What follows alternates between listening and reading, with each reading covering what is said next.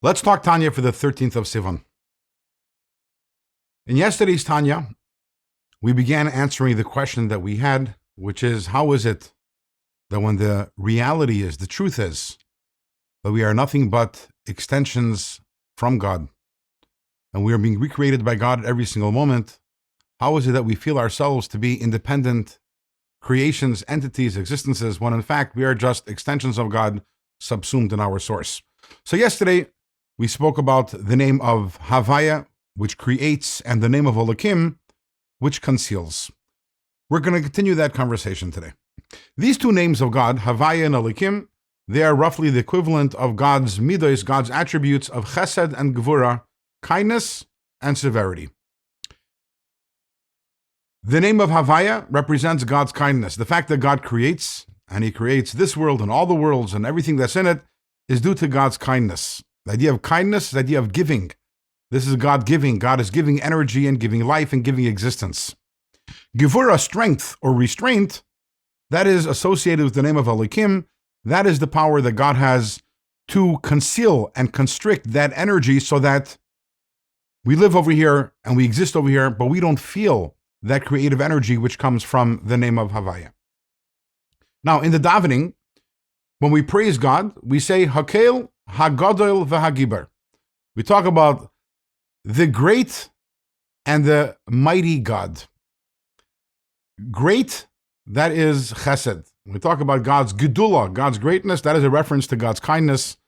And the fact that God, with tremendous greatness, He creates everything that exists, and the incredible, this universe and everything within it, that is a product of God's greatness and His infinity. The fact that He has an infinite power and potential to create and to give existence and to give life.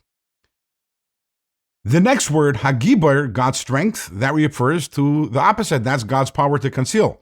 And in davening, we put these two together with each other, which the Alter Rebbe tells us that these two qualities that God has, His quality, His ability to create, and His ability to conceal, are on par with each other. What does that mean? The fact that God can create this universe is not something which a human being can possibly even dream of understanding. What does it mean to create something from nothing? Our sages tell us that if all the wise people in the world got together and they wanted to create a mosquito, they couldn't do it. Yes, we are busy, we're very productive and industrious, but ultimately everything we're doing is something from something. The ability to create something from nothing is something which we cannot comprehend. That is a result of God's gedula, of God's greatness, of God's chesed. That comes from the name of Havaya.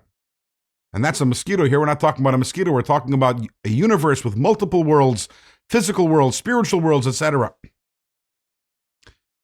Just as we cannot possibly understand God's greatness and His ability to create, we also cannot understand God's gevura, the name of Elokim, God's ability to conceal, because it's completely mind-blowing. It makes no sense. Yes, in the human experience, we can conceal things. We can conceal physical things. We can even conceal spiritual things. I have an idea. I don't have to share it. That's called concealing. But ultimately, whenever something is concealed, that means that in the place where it is concealed from, in the place where it is being looked for, it isn't present there. That's why it is concealed. It is hidden. Over here, we have something which is incredible. God's light and creative energy is everywhere, and yet it is concealed. How is that possible? How is it possible that it's everywhere at full strength, and at the same time, we don't sense it at all? It makes no sense. But we have to understand both chesed and gevura, which means God's ability to create and God's ability to conceal, these are both God's attributes. And just as God is infinite and beyond us, His attributes also are infinite and beyond us. We don't understand how He creates.